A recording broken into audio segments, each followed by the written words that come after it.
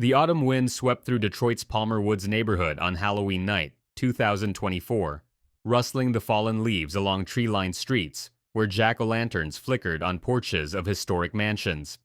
This affluent enclave, just north of the city's revitalized downtown, stood as a testament to Detroit's resilient spirit, preserved Tudor and colonial homes where doctors, lawyers, and executives raised their families far from the gritty reputation that still clung to other parts of Motor City. At 10:47 p.m., the Emergency Dispatch Center received a frantic call that would shatter the peaceful Halloween evening.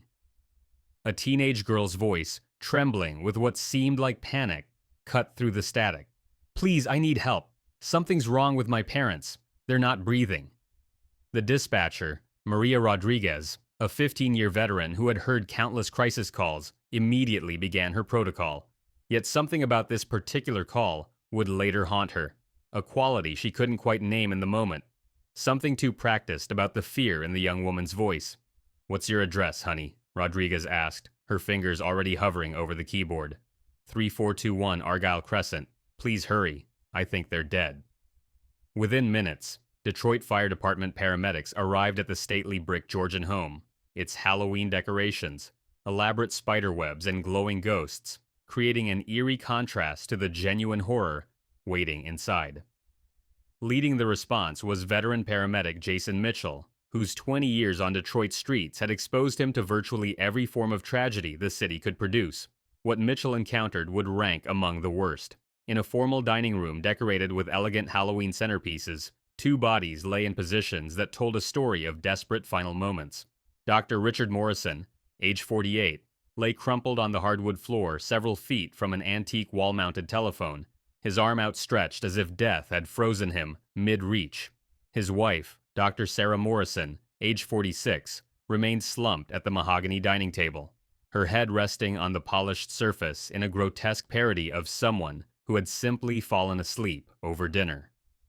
Mitchell immediately recognized what every first responder dreads: bodies well past the point of resuscitation. The telltale signs were unmistakable: the waxy quality of the skin, the beginning stages of rigor mortis, the fixed dilation of pupils when he checked. Both victims showed dried vomit around their mouths and a distinctive bluish tinge to their lips and fingernails. "These people have been dead for hours," Mitchell reported grimly into his radio. "Better call homicide." Detective Marcus Hayes of the Detroit Police Department's homicide section received the call at 11:15 p.m. A 22-year veteran with a reputation for solving the city's most complex cases, Hayes had been enjoying a rare quiet Halloween evening at home when his phone shattered the peace. Now, as he drove through the decorated streets toward Palmer Woods, his mind already worked through the possibilities. Palmer Woods. Money. Influence. Low crime. A double death on Halloween night. This wasn't going to be simple. Hayes arrived at 11:40 p.m., his unmarked Crown Victoria pulling up behind the cluster of emergency vehicles whose flashing lights painted the historic home in rhythmic pulses of red and blue. He noted the small crowd of neighbors gathered at a respectful distance, some still in Halloween costumes, their festive attire surreal against the backdrop of a death investigation. The detective's first impression upon entering the Morrison home spoke volumes. This was wealth, but refined wealth. Original artwork hung on walls painted in tasteful earth tones. Built-in bookshelves overflowed with medical texts and literature. The furniture spoke of quality and permanence, not the flashy displays of new money. Then Hayes entered the dining room, and his practiced eye immediately began cataloging details that didn't fit. Two bodies, clearly deceased for several hours based on their condition. A dining table set for 4, but only 2 plates showed signs of use. The 2 place settings at the far end remained pristine, pasta untouched, as if those diners had never sat down. On the stove in the adjacent kitchen, a pot of marinara sauce still simmered on low heat, filling the air with the incongruous smell of herbs and tomatoes. "Where are the kids?" Hayes asked Mitchell, who was providing the initial briefing. 2 teenagers. They're on the front steps. Say they just got home from Halloween parties and found their parents like this. Hayes walked to where paramedics had positioned themselves around the bodies, careful not to disturb potential evidence. He knelt beside Dr. Richard Morrison, noting the stretched position of the man's right arm, fingers extended toward that wall phone in the kitchen. He was trying to call for help, Hayes observed quietly. That detail, more than anything else, told him this wasn't natural. People who die of heart attacks or strokes don't typically make it several feet from where they fall, reaching desperately for a phone. This was someone who knew something was wrong, who had time to recognize he needed help, but not enough time to reach it. The detective stepped outside to where two teenagers sat on the brick steps of the home's columned entrance. The boy appeared around 17, tall and composed, dressed in an elaborate vampire costume. The girl, perhaps 16, wore a witch's costume, now smudged with what might have been tears or makeup. They sat close together, shoulders touching, hands clasped between them. "I'm Detective Hayes," he introduced himself, his voice professionally sympathetic. "I know this is terrible for you both. Can you tell me what happened?" The boy, Hayes checked his notes. Oliver Morrison spoke first with remarkable steadiness for someone who had supposedly just discovered his parents dead. "We were at Halloween parties. Different ones. We got home around the same time, maybe 10:30, and found them like that." Emma called 911 immediately. Emma Morrison, the younger sibling, nodded, her eyes red, but dry. "I tried CPR like the dispatcher told me, but they were so cold, I knew they were gone." Something pinged in Hayes' mental radar. Not what they said, but how they said it. Too smooth, too coordinated, like a story rehearsed until the rough edges disappeared. "When did you leave for these parties?" Hayes asked, pulling out his notebook. "Around 6, Oliver answered promptly. "We had dinner with Mom and Dad first, then headed out." "They were fine when we left." Hayes glanced back toward the house. If the kids left at 6 and the bodies showed rigor mortis consistent with death occurring several hours before the 911 call at 10:47 p.m., the timeline worked. But something felt wrong. He'd developed an instinct for deception over 2 decades of interviewing people at their worst moments, and right now, that instinct was screaming. Inside, the crime scene unit had arrived, led by forensic technician Diana Chen. Hayes had worked with Chen for 7 years and trusted her meticulous approach to evidence collection. "What are we looking at?" Hayes asked, as Chen moved through the dining room with her camera, documenting everything from multiple angles. "Poisoning, most likely," Chen responded, without looking up from her viewfinder. "Classic presentation. Vomit, cyanosis. The way the bodies are positioned suggests they had time to realize something was wrong, but not enough time to effectively respond." She pointed to Dr. Morrison's outstretched arm. He made it about 8 feet from his chair. That suggests whatever killed him wasn't instantaneous, but worked fast enough that he collapsed before reaching the phone. Hayes nodded, filing away the detail about the phone, that specific positioning that Chen was now photographing extensively. He made a mental note that this information should remain strictly confidential. In complex cases, holding back key details often proved crucial when interviewing suspects. In the kitchen, another technician was carefully collecting samples from the pasta dinner, swabbing the pot of sauce, bagging the partially eaten plates, cataloging every food item.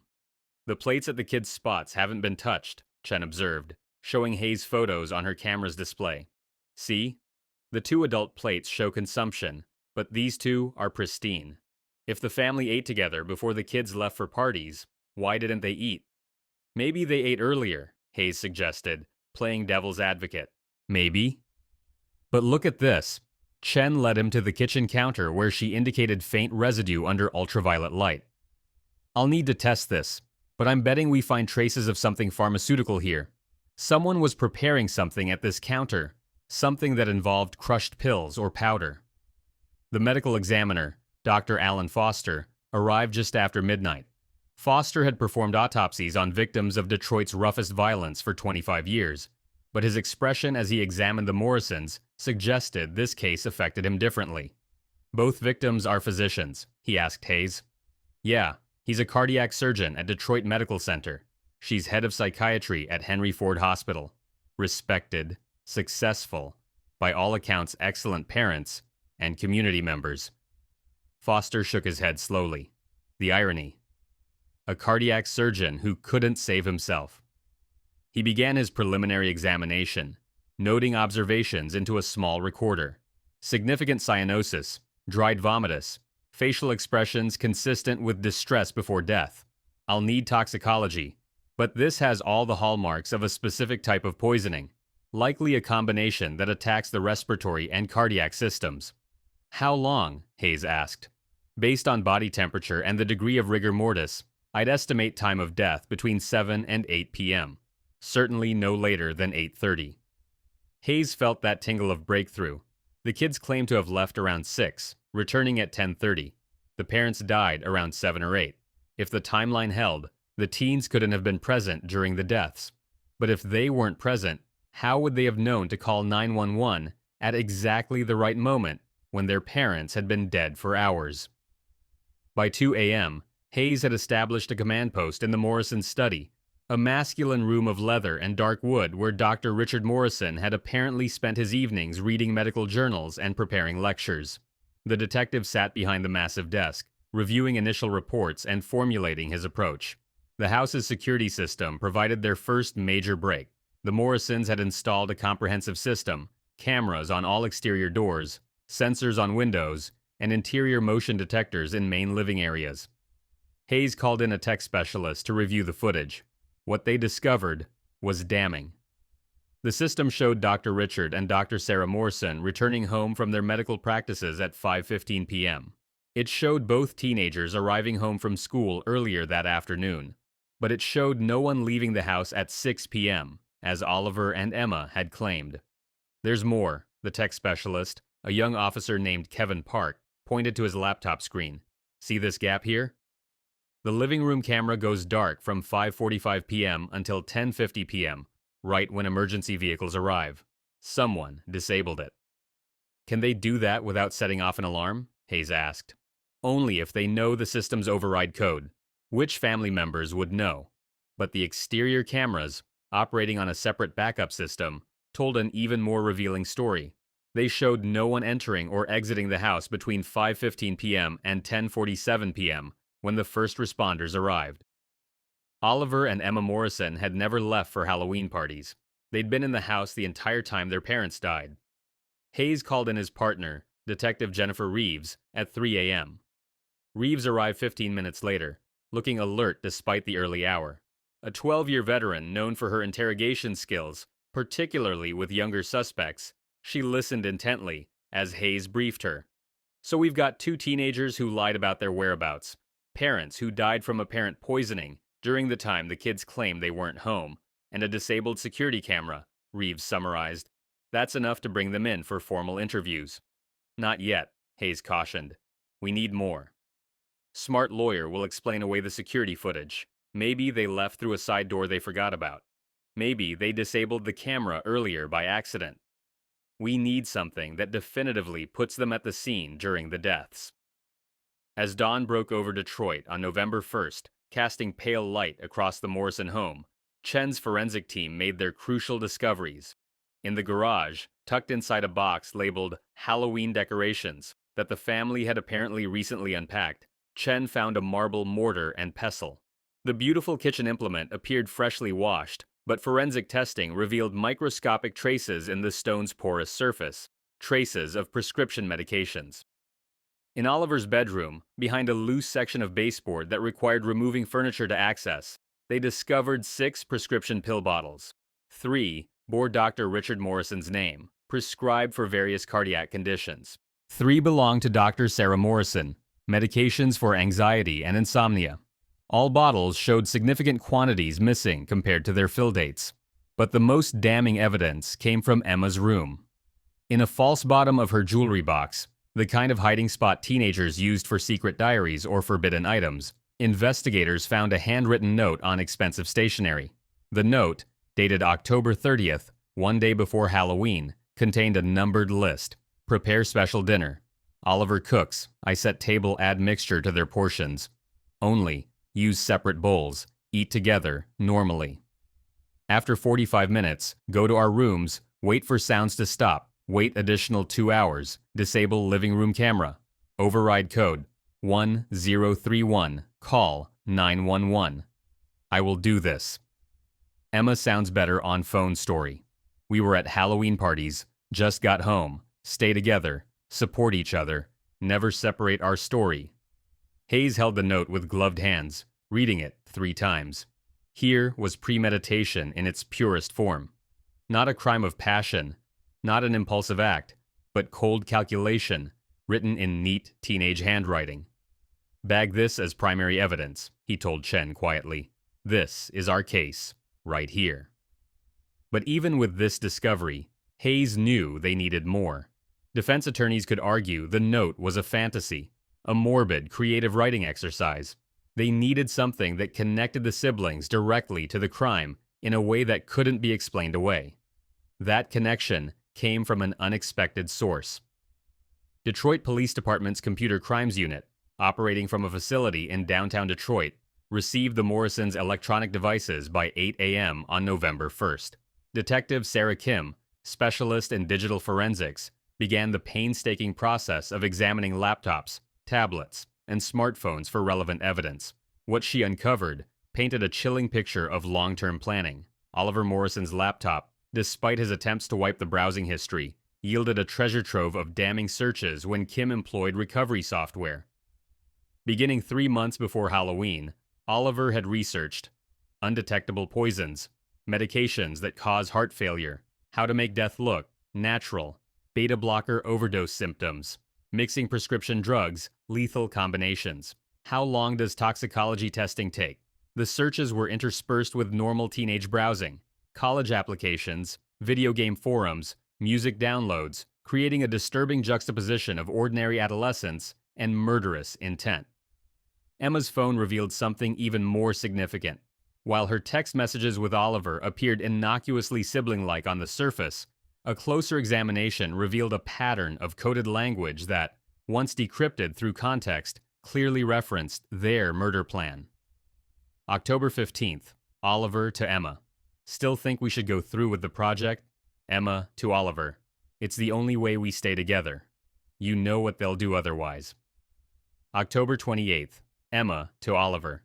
Got all the ingredients we need. Everything's ready for Halloween.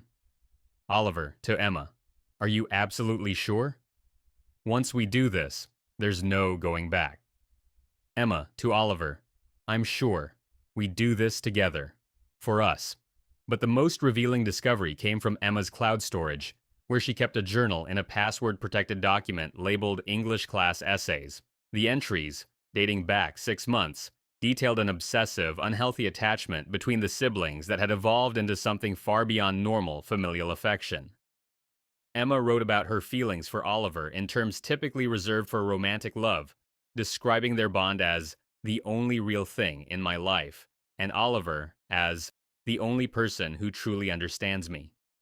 More critically, entries from 2 weeks before Halloween revealed the catalyst for murder. Mom found my phone today. I know she saw the photos. The way she looked at me at dinner, she knows about Oliver and me. Dad has been watching us too, acting weird, asking questions about why we spend so much time together. I heard them talking late last night about sending us to different schools next year. Different states. They can't do this.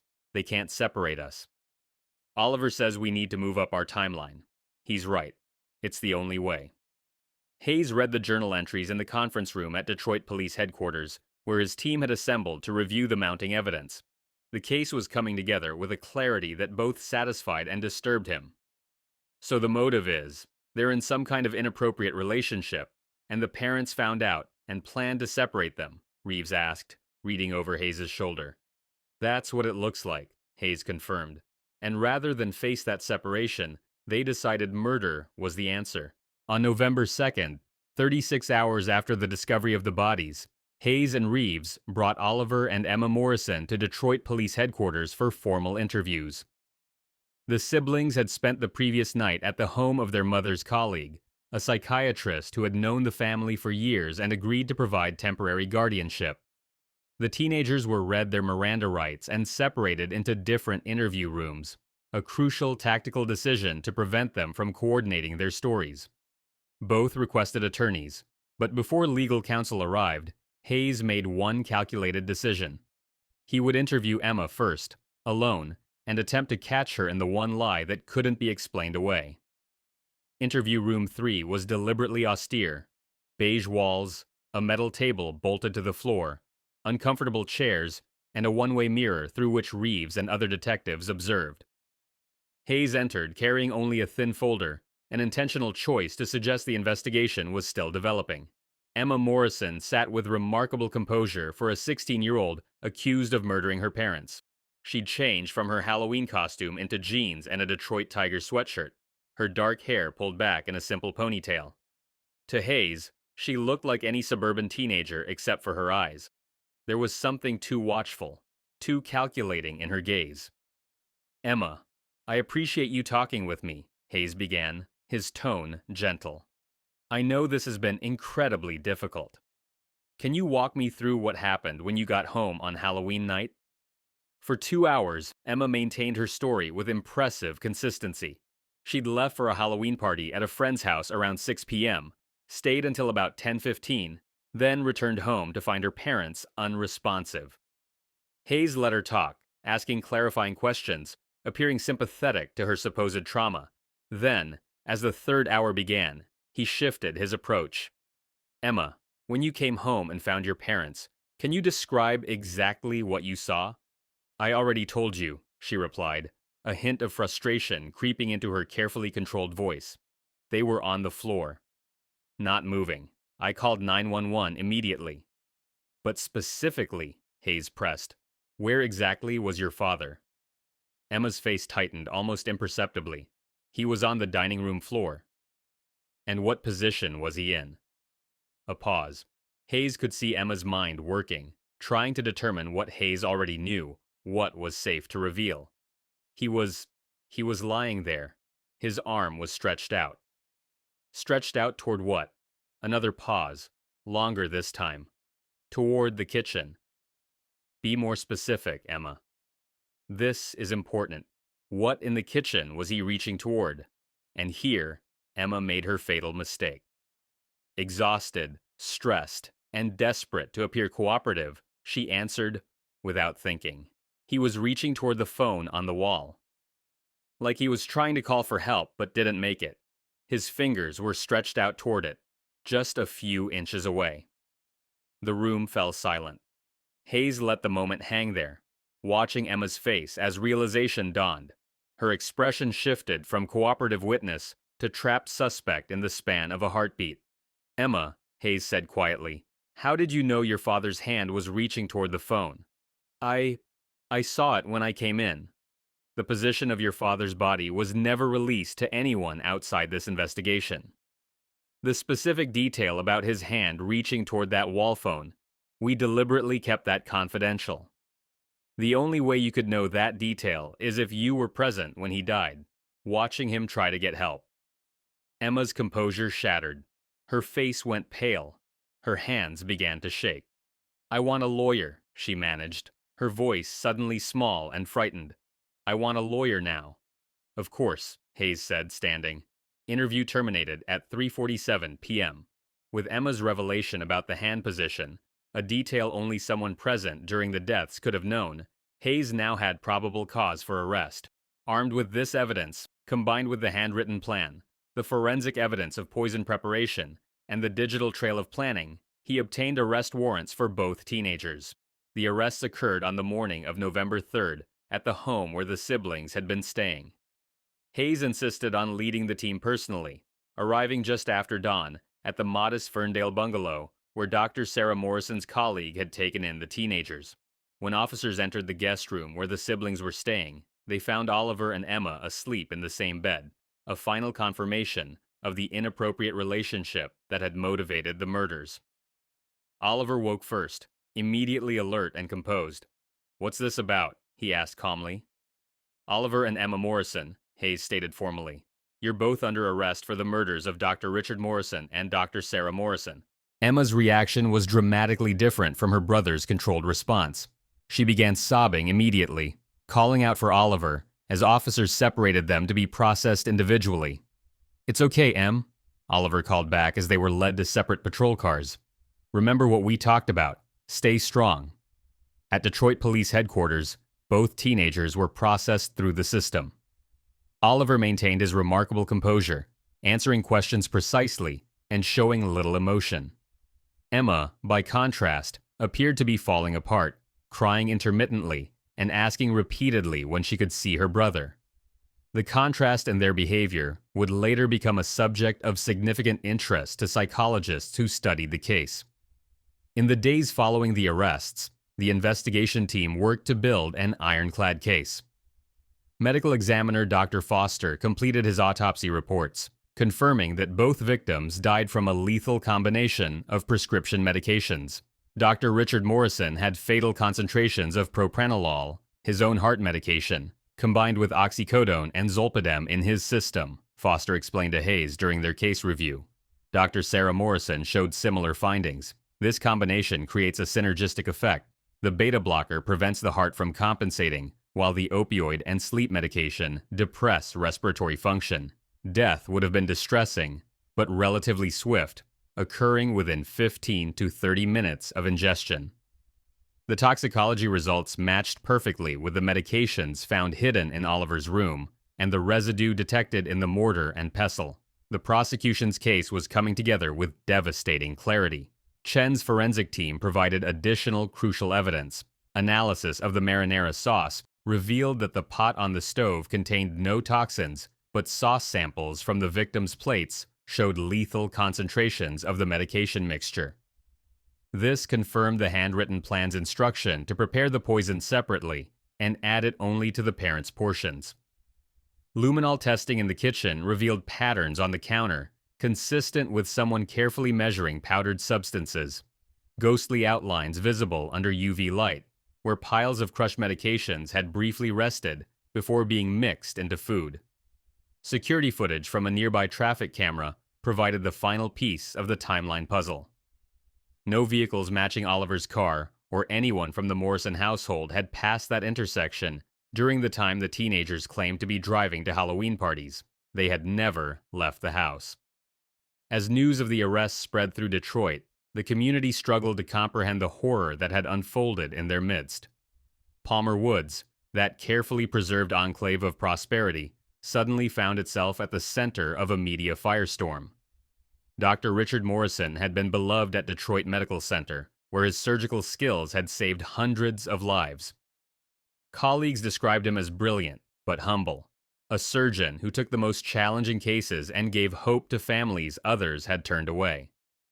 Dr. Sarah Morrison had been equally respected in her field, heading the psychiatry department at Henry Ford Hospital and pioneering programs for adolescent mental health. The tragic irony that a woman dedicated to understanding troubled teens had failed to recognize the darkness developing in her own children became a recurring theme in media coverage. Memorial services drew hundreds of mourners, medical students whose education Dr. Morrison had mentored, patients whose lives he had saved, teenagers whom Dr. Sarah Morrison had counseled through their darkest moments. The services made no mention of Oliver and Emma, their names carefully omitted, as if the community was trying to erase them from the Morrison family narrative. Hayes attended one memorial service, standing at the back and observing. He noticed the absence. No one spoke of the children. No one acknowledged the unthinkable betrayal. It was as if, by not speaking their names, the community could preserve the memory of the Morrisons without confronting what their children had become. In the weeks following the arrests, as prosecutors prepared their case for trial, Hayes continued working to understand the why behind the murders. The how was clear, documented in forensic detail. But the psychological motivation, the twisted relationship that had led two teenagers to poison their parents, remained partially obscured. The breakthrough came from an unexpected source, Dr. Sarah Morrison's office computer, which her colleagues allowed investigators to examine.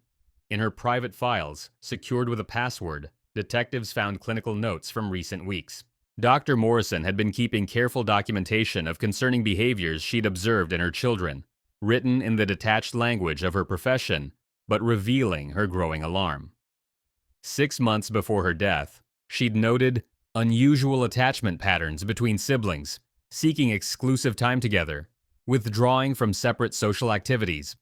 Her final entry, dated October 29th, Just 2 days before Halloween, just 2 days before her death, was heartbreaking in its prescience.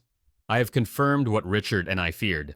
Found explicit photos and messages on Emma's phone confirming sexual relationship with Oliver. Confronted them both tonight. They denied everything, but the evidence is clear. Have scheduled emergency family therapy and contacted residential treatment programs in California and Vermont. Must separate them immediately, though they will hate us for it. As a mother, this is destroying me. As a psychiatrist, I know early intervention is critical. Richard and I will talk to them again tomorrow night after dinner. God, give us strength.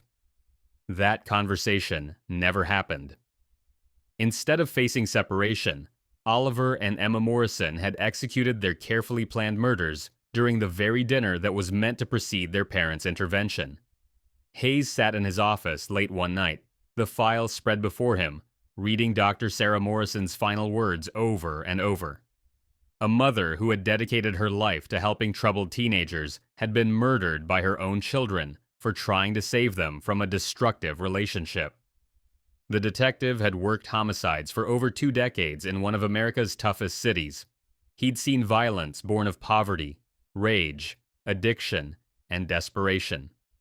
But this, calculated murder by privileged teenagers afraid of losing their inappropriate bond, this was something different, something colder. His phone rang, breaking his reverie. It was the prosecutor's office, informing him that both teenagers had been certified to stand trial as adults. Given the premeditation, the cruelty, and the complete absence of remorse, the state would be seeking the maximum possible sentence. As Hayes hung up, he thought about those Halloween decorations still adorning the Morrison home, elaborate spiderwebs and glowing ghosts that now seemed grimly appropriate. The real horror hadn't come from costume trick-or-treaters that night. It had come from within, from 2 young people so consumed by their twisted bond that they'd poisoned the parents who loved them. The case of Oliver and Emma Morrison would eventually become one of Detroit's most notorious murders, a shocking betrayal that captured national attention and sparked debates about juvenile justice, family psychology, and the warning signs of dangerous relationships. But for Detective Marcus Hayes and his team, the investigation phase was complete. They had done their job, collected the evidence, documented the crime, built an ironclad case that would ensure the teenagers who had murdered their parents on Halloween night would face justice. The trial would come later, with all its legal maneuvering and media circus. For now, Hayes filed his final report, attached the crucial evidence photographs, and sealed the case file. On the cover, he wrote, Case number 2, 024-11574. Double homicide. Victims: Dr. Richard Morrison, Dr. Sarah Morrison. Suspects: Oliver Morrison, 17. Emma Morrison, 16. Status: suspects in custody, charged with first-degree murder. Below that, almost as an afterthought, he added one final note. Motive: prevention of separation due to incestuous relationship discovered by victims. As he closed the file, Hayes looked out his office window at the Detroit skyline, the city he'd sworn to protect. Halloween had passed, taking with it the costumed ghouls and theatrical scares. But the real horror, the darkness that could exist behind closed doors in even the most privileged homes, that remained. It was a reminder that the worst monsters didn't need costumes. Sometimes they looked like honor students. Sometimes they lived in beautiful houses in quiet neighborhoods. Sometimes they shared your blood. And sometimes, Detective Hayes reflected grimly, they planned your murder with the same methodical care they applied to their homework, writing neat numbered lists while you slept upstairs, never suspecting that your children were preparing to poison your last meal. The Morrison case was closed. Justice, Hayes hoped, would follow. But the questions the case raised about family, psychology, and the thin line between love and obsession, those would linger long after the courtroom doors closed on Oliver and Emma Morrison's trial.